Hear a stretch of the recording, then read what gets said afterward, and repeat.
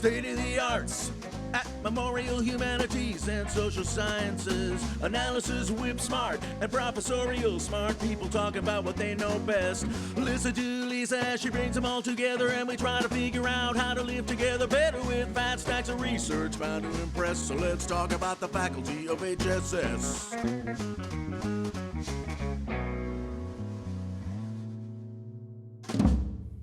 Hi, and welcome to State of the Arts, a program that explores the research of the Faculty of Humanities and Social Sciences at Memorial University and how that research is critical to our changing world.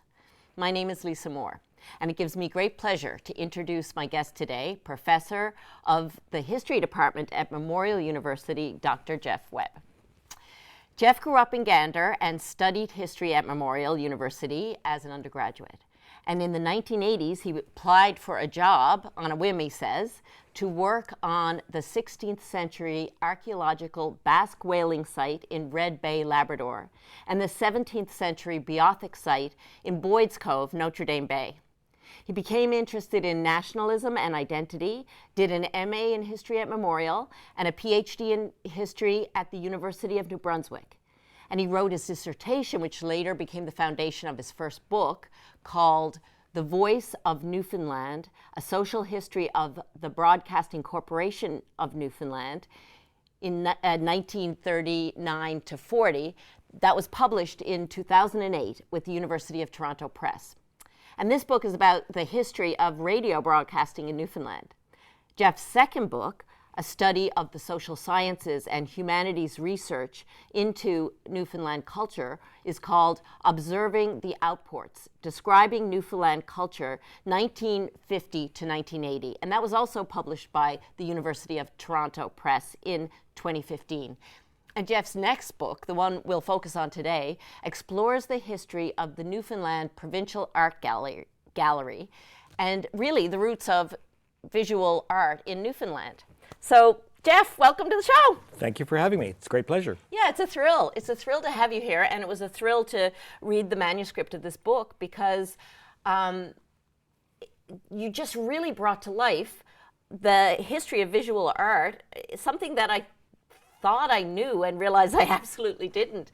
And I think that's partly because there's I don't think anyone's written it before. No one's written about it directly, but frequently when I have two reactions. When I talk to somebody that's been around in the community for a while, they say, Mon Art Gallery, why hasn't somebody written about that before? And then I talk to younger people and they say, Memorial has an art gallery? Where is it? Yeah. And so despite the fact that it's very much celebrated by those who are in the arts community as really important, not only for the visual arts, but for music and drama and fiction. It's kind of forgotten by more recent generations. Well, let's make them remember it. Right. So, what brought you to this subject? And I'm just wondering, and by this subject, I mean the history of visual art, because it really is, your book really deals with more than just the Provincial Art Gallery. It deals with the whole community of art makers, I think, in the province, from the inception, kind of. Well, I kind of walked into it sideways. You know, in the last study of the social sciences and humanities scholarship, a lot of it was about a community of historians, linguists, geographers, folklorists, anthropologists who were trying to understand the culture, particularly in the 1960s and 70s. And I found that that group, not only were they working together, but they overlapped a great deal with Memorial University's very vibrant, very celebrated extension service. Mm-hmm. So the extension service was working with rural people, helping them cope with modernization and helping them change their economy and society, at the same time that scholars at Memorial were studying the culture as it was changing. Right. And so I thought for the next project, because the what I call the Newfoundland Studies movement, this movement at the university to study the culture and document and preserve the culture. Parallel to that and overlapping with that was what the journalist Sandra Gwynn called the Newfoundland Cultural Renaissance, particularly of the 1970s.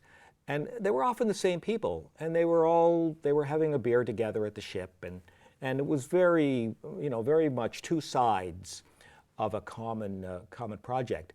So I thought, okay, well, I'll do something similar now with the artistic movement, the broader cultural movement.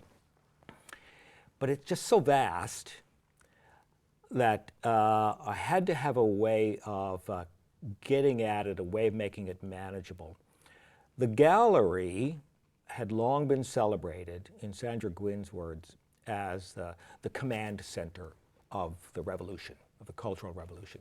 And so I thought, okay, that'll be a great place to start, is to just look at the history of the gallery. There's not been, as you know, there's not been a lot of art history written in the province. So my work overlaps with that, but I'm particularly focusing on the history of the curators and the history of the people that worked at the gallery and their interactions with government and with artists and with the public. Right, and so, one of the things that really struck me in reading this work, and in some ways it's obvious, I suppose, but you really get into the machinations of how those institutions, the institution of the government, the institution of the gallery, the institution of Munn Extension, and the memorial, yes, how they shape the kind of art that people were making, and also how those people resisted that shaping from those institutions. Yes, and they often, I think everybody had the same ultimate goal in mind. Very early on, they talk about, we're furthering the cause of art.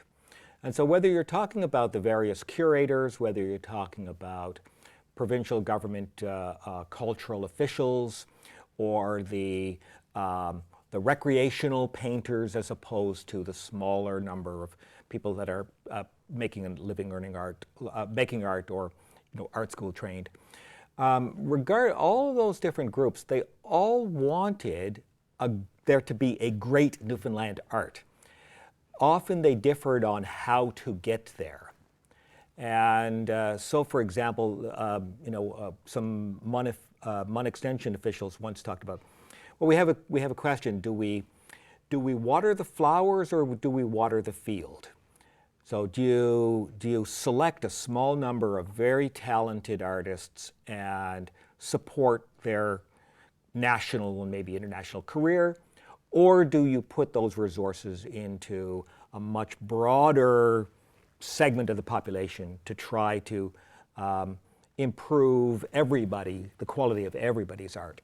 And that is a fascinating question, and it's still meaningful today. It is. But let's start with the very beginning of an art movement in Newfoundland. Let's talk about just who became self-consciously artists in Newfoundland, and how they were developing a culture around visual art, particularly.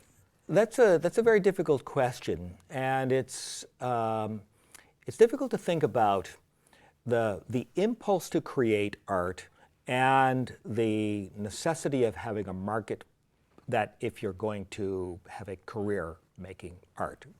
And so for in the late 19th century and the early part of the 20th century, there were many middle-class people, particularly middle-class women, who were painting flowers, painting landscapes, that sort of thing. There was a great desire for a kind of artistic expression that they didn't have pretenses of creating a national art, and they didn't really have pretenses of making a career out of exporting it.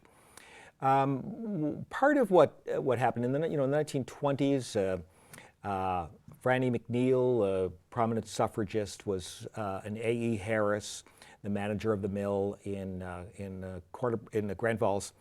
You know, they were some of the earliest people starting to advocate. We have to have a art gallery. That Newfoundlanders have to have a gallery, a place that they can go. This was really in the 1920s. You know, largely after women got the right to vote, some of the women that had been advocating political reform now were looking for new causes. And one of those causes was the cause of art. The problem then became, you know, how do you finance that? You know, perennial problem that we still live with now. And so Memorial University College stepped into the breach somewhat, provided art education, provided art appreciation, having periodic, you know, exhibitions, both of originals and also of reproductions. So they laid a foundation, and a group of volunteers and citizens, at the time that the new campus here was being formed in 1961, you know, they were advocating for lobbying Joe Smallwood to create a Newfoundland art gallery, kind of a national art gallery. Now that we had given up self-government during the Commission, and we had given up independent nationhood, and we're becoming a province of Canada, there was a desire, okay, we have to save this Newfoundland national art. And Smallwood, which wasn't surprising for him, Smallwood, rather than provide the money out of the budget to create an art gallery, he asked the university to do it. And that was how Memorial's Extension Service in 1961 set aside a room in the library at the time, now the Henrietta Harvey Building, and asked their specialist in art, Christopher Pratt, to be the director or be the curator of their art gallery. So that's really the kind of informal origins of this, right? It was largely a story of men and women who wanted to create a gallery to have a venue for professional art. And the university backed into performing that role as a way of doing it fairly inexpensively. I'm thinking also of, you know, you mentioned the Academy of Art that was set up by Reginald and Helen Shepherd. Yes. And that they were two, well, do you want to just talk a little bit about them? Because I find them kind of fascinating. That I think it was on Cochrane Street, wasn't it? Yes, it was on Cochrane Street. Yeah, they had both graduated from the Ontario College of Art and had come back here right after, I think it was in 1949, right after Confederation, and were determined to make to have an art school here that had the same sort of curriculum that they had been taught when they were in Toronto, and so it was an early effort for them to make a living, and it would have been a really, really bold move to make a living both through producing art but also art instruction. I think they weren't imagining it was very feasible in 1950, 51, 52 to sell enough paintings to pay the mortgage and raise the children. So this is one of the dilemmas, as you know, with many musicians, writers, artists have, is that they need to have a supplemental source of income, and teaching is often that income. Yes, but I think also in some cases that these people who were supplementing, artists who were supplementing their income by either becoming a curator of the gallery or director of the gallery, and or teaching or offering courses on art appreciation, were really trying to grow an audience. Yes, absolutely, and part of that is by education. Pratt quite famously, when he had the very opening exhibition in 1961, when the campus first opened, he borrowed a large number of works from the National Gallery in Ottawa. And he said, well, people in St. John's, lots of them had difficulty getting their head around the fact that they were looking at actual paintings. Yes, I love that story. Pigment on canvas, because all of their experience previously had been, had been photographs of art, or they had been, ink on paper, rather than actually. And they had difficulty, getting their head around the fact that this is the real thing I'm seeing here. Yeah, and that's exciting because in the beginning, people who were lecturing on art here were only showing reproductions. And so there is a kind of definitely like a colonialist. Yes. Because all that work was being imported. Right. And what the aesthetic standard is and what your intent is. And so for somebody like Lord Taylor, the president of the university for a while, for somebody like Lord Taylor, his idea of art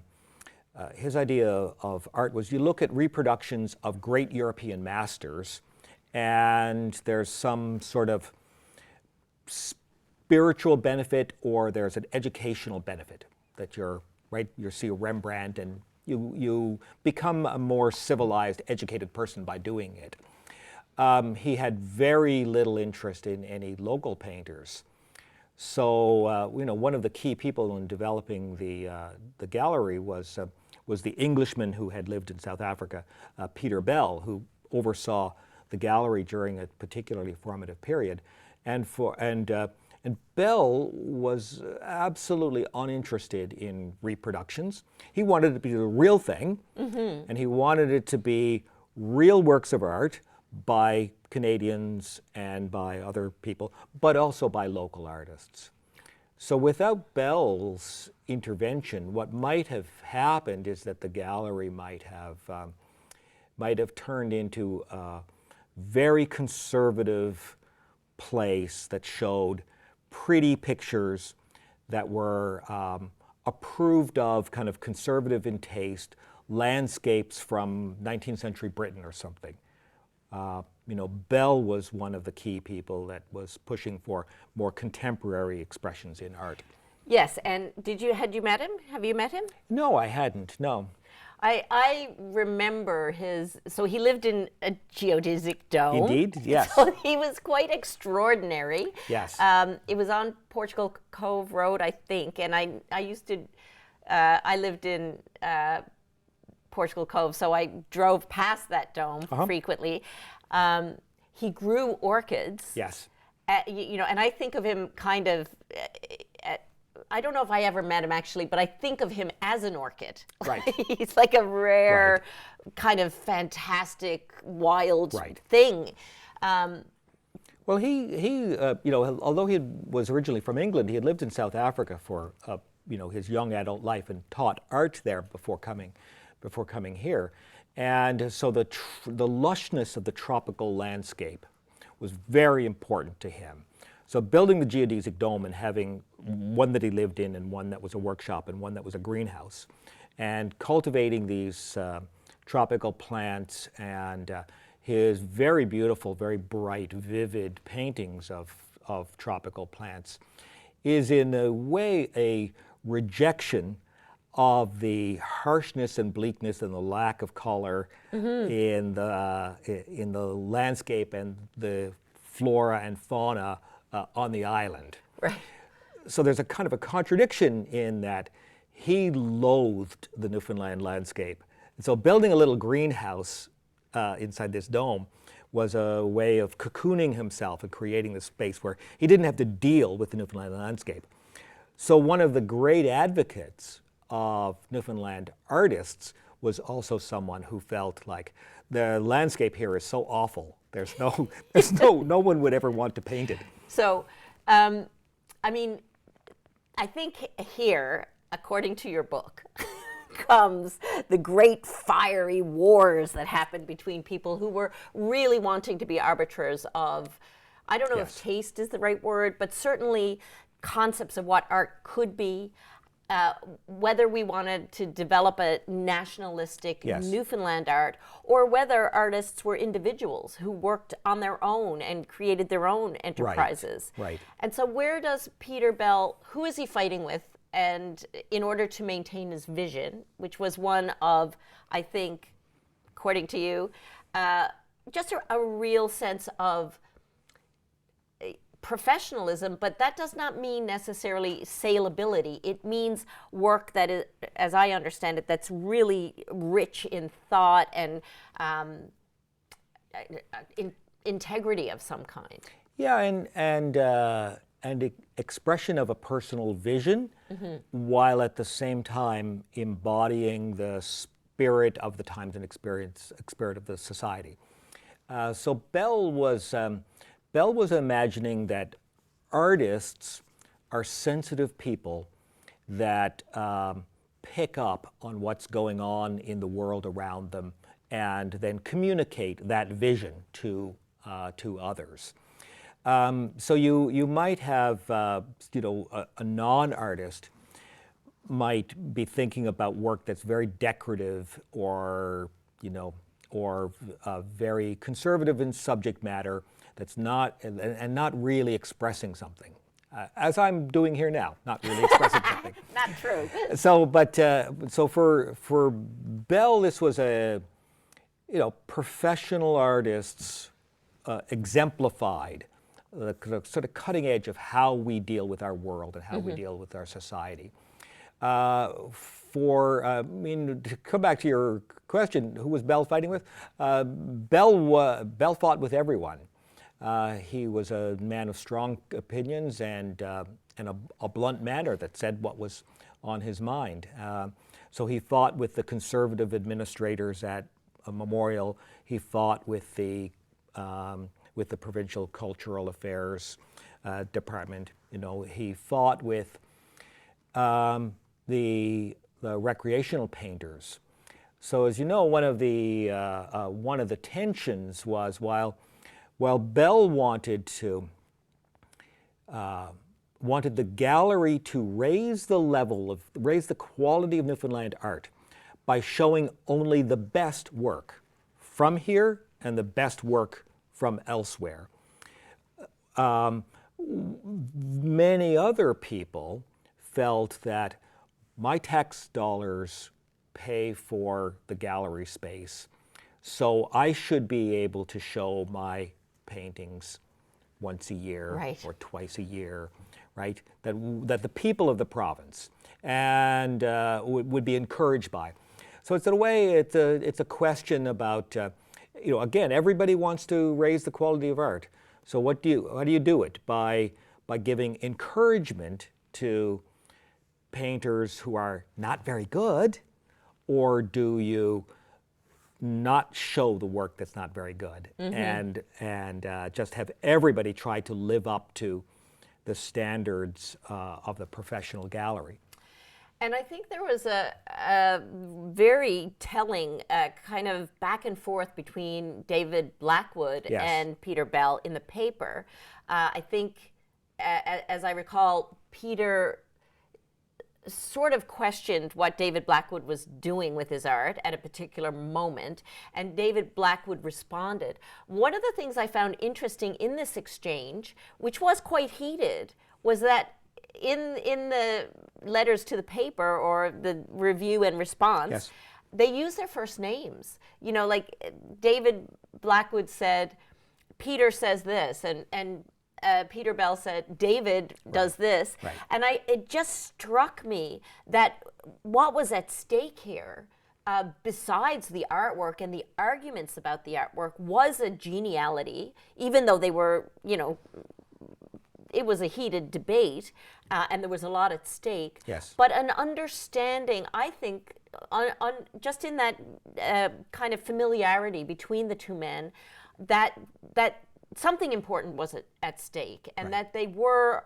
there was I felt, not a withholding of real feeling, but a politeness or a certain level of decorum in the discussion. Do you agree? Yes, I think so. And their relationship is complex. Blackwood, Blackwood and Christopher Pratt, maybe one or two others, would have had career success without the Monart Gallery. Very large number of other Newfoundland artists would not have been able to have a career as an artist without the support of the gallery.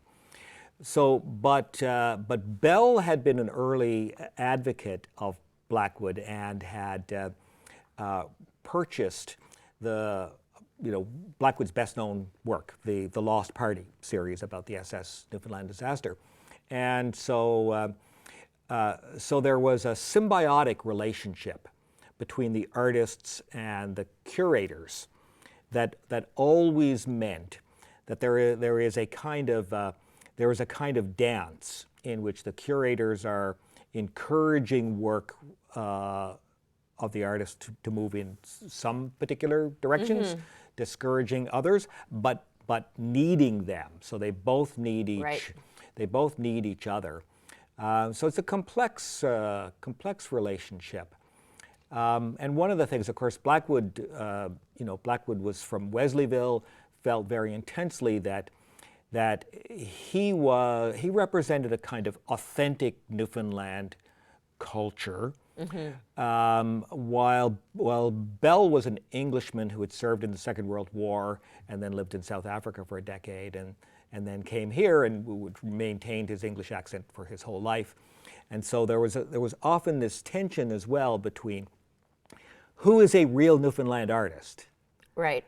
And the gallery's view was generally, well, if you reside here and you engage with the people and the place, then you count as a Newfoundland artist.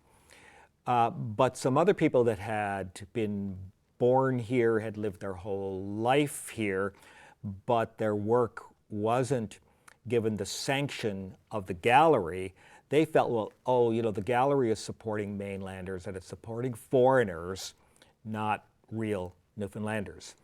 So there's a great deal at stake, right? People feel a great deal at stake. Yes, and certainly questionable foundations to that. Yeah. So let's fast forward a little bit, since we are talking about nationalism and wildness. Well, I don't know if we were talking about wildness, but we're going to talk about it now. Let's talk about Edith Goodrich and her relationship with Jerry Squires and, the people she fostered, right. and how she made the gallery more than just a place to hang pictures. There was a culture going on in there. Right. Well, it's difficult for us to imagine now because we have a fairly small cultural community, but it's a diverse one in which there's a number of institutions that exist to support it. 1975, that wasn't the case. 1975, the Art Gallery and Memorials Extension Service were the only game in town. The space that the Art Gallery had in the Arts and Culture Center, and they had moved in there in 1967, the space in the Art Gallery was one of the very few places that artists, musicians, poets, theater people could meet together, gossip, exchange ideas, talk about how they might collaborate. And one of the things I think which is unusual about the 1970s kind of cultural movement was the degree to which people in different people who worked in different mediums collaborated with each other and helped out each other's work. So you'd have a visual artist who would be painting the sets on a theatrical production with musicians playing in it, right?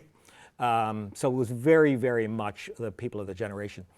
And in Goodrich, they found somebody who was, maternal is maybe not quite the right way of putting it, but they had somebody who was incredibly supportive of what they were doing, while at the same time being able to provide constructive advice of, no, that's not working. You should do this instead. And so Goodrich was, in some ways, she was an arts council before there was an arts council in the province. Goodrich was somebody that whatever medium you worked in, you could go to for criticism, for advice, for information, like, oh, you know, there's this Canada Council program. This is who you should write to get information about applying for support. So she really was, she really was like a den mother for, younger artists. And I think you write about her going to Jerry Squires' lighthouse in Fairyland and a gathering of poets and musicians and people just hanging out and talking about art and making it. Yeah. So that's a different kind of curator or director of a gallery than we probably have seen since. And she was also, as Bell had been as well, very blunt in her criticism of government, right? One of the things that happened in the 1970s was the provincial government found themselves the landlord of the gallery. The gallery was in the Arts and Culture Centre. So the provincial government, they were the landlord of the gallery, and they were funding the gallery through the university's budget, and yet did not have control over what happened in the gallery. And so as the provincial government thought, well, we are paying the bills, we should have control over these activities and what's going on. People like Goodrich and her predecessor, Peter Bell, fought back and said, well, this is censorship. Government control of the arts is, just like the Nazis' control of the arts. Great hyperbole, but nonetheless, right? There was a great tension over who does the arts serve?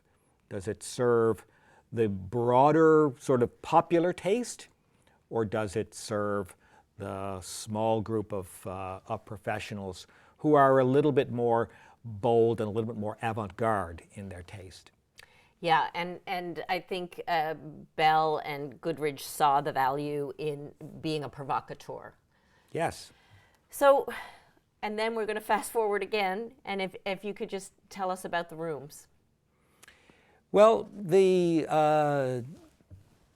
when Edith Goodrich, as a result largely of her success as an entrepreneur for the arts and her success in establishing the arts, Edith Goodrich moved to head the visual arts section of the Canada Council in 1980, and was replaced by Pat Grattan, and Grattan oversaw in the 80s and 90s a very difficult period for the gallery. Budgets were low, space in the Arts and Culture Centre was inadequate, climate control was non-existent. They didn't For have the preservation of art. For the preservation of the collection. Yeah. There was budgets were insufficient. And so Grattan realized that creating a standalone facility was the best way of being able to leverage the art gallery into having adequate funding and space and all of that. That the gallery had to move away from its position under the university and achieve its status in name as the Provincial Gallery, which it had been doing that function in effect. While it was the Memorial University Gallery, it had been in effect the Provincial Gallery. They wanted to create the Provincial Gallery. So in large measure because of Grattan and a large number of people on the advisory board of the gallery for many, many, many years, working very hard, ultimately, after some false starts, ultimately achieved what they had hoped for, which was a much, much better facility, but at the cost of them not having the institutional autonomy that they once had. Now they had a merger with two other cultural institutions, the museum and the provincial archives. So sometimes you get what you want, but it's not what you had expected. Okay. All right. Well, thank you, Jeff. Thank you so much for that. There was so much more we could have said. If we could have gone on for 24 hours. There's such a rich, broad history in your book, and such a beautiful portrait of the different players who really worked, and also the institutions that worked to develop visual art here. That's very kind of you to say. Well, it's very true. So thank you. Thank you. We are broadcasting today from the Center of Innovation, Teaching and Learning at Memorial University. And I want to say a big thank you to my guest, Jeff Webb. Thank you. And to John Bonnell, Philip Cairns, Mark Shallow, Paul Hayward, Ben Smith, Donna Downey, Terry Coles, and Jenna Herron. And a special thank you to Jennifer Simpson, the Dean of the Faculty of Humanities and Social Sciences. Our next broadcast will be a discussion with Dr. Pat Dold of Religious Studies at Memorial University. And really big thanks to everybody here, because we're very lucky to have this space. Thank you. State of the arts at Memorial Humanities and Social Sciences. Analysis whip smart and professorial smart. People talking about what they know best. Listen to Lisa as she brings them all together, and we try to figure out how to live together better with fat stacks of research bound to impress. So let's talk about the faculty of HSS.